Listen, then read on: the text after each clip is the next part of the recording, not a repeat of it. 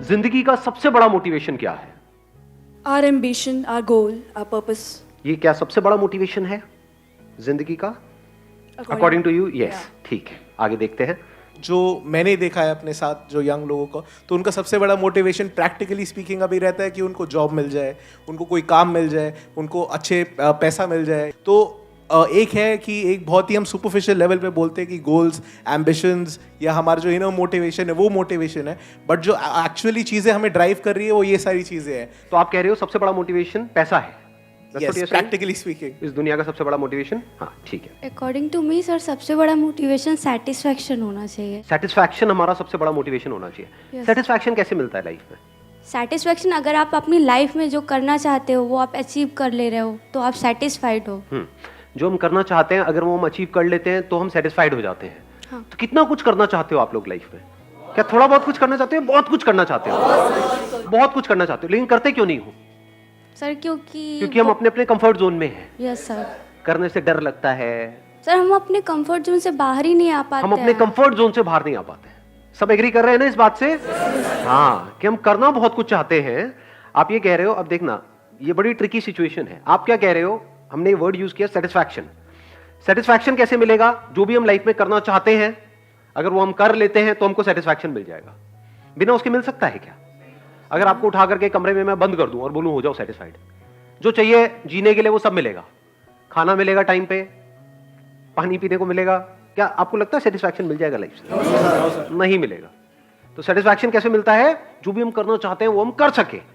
लेकिन थियोरेटिकली तो ये बात समझ आती है, पर प्रैक्टिकली कितने ऐसे लोग हैं इस दुनिया में जो कहते हैं कि जो भी मुझे करना था वो सब मैंने कर लिया?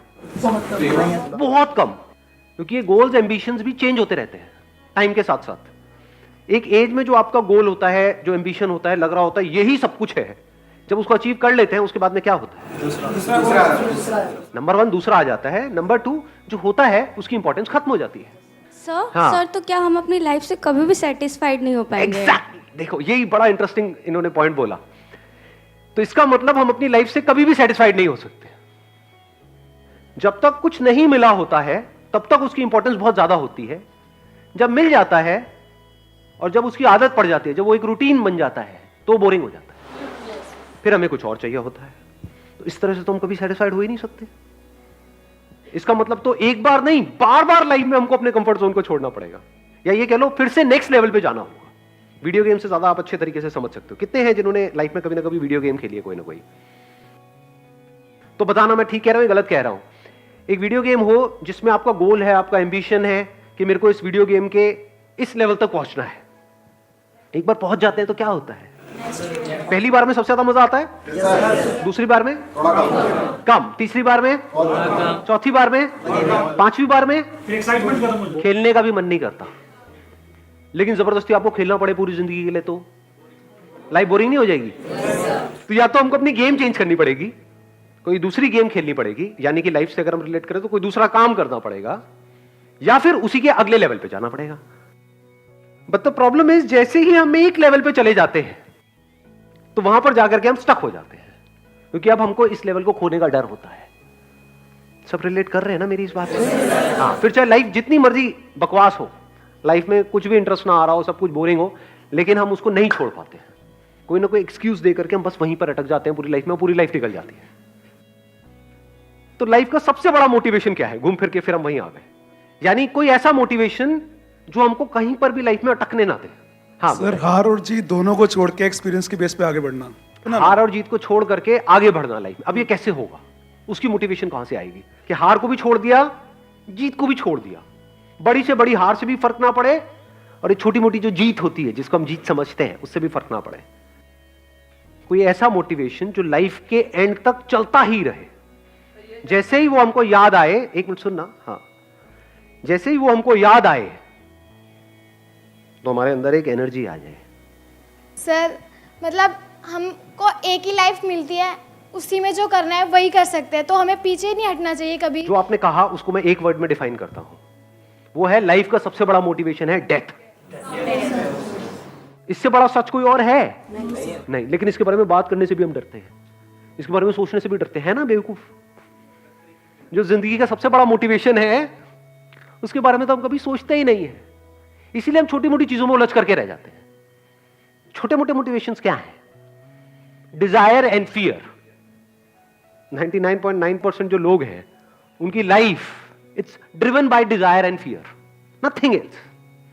ये सिर्फ इंसानों के लिए नहीं है, जानवरों के लिए भी है मोटिवेशन। सर्कस में किसी जानवर से कुछ करवाना है, कैसे करवाओगे? यही दो तरीके हैं, तीसरा कौन सा तरीका है?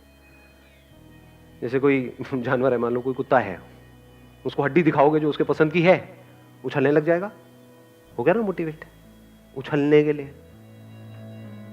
और अगर उसको डंडा दिखाएंगे जिससे वो डरता है, उसको कहेंगे सिट, तो बैठ जाएगा।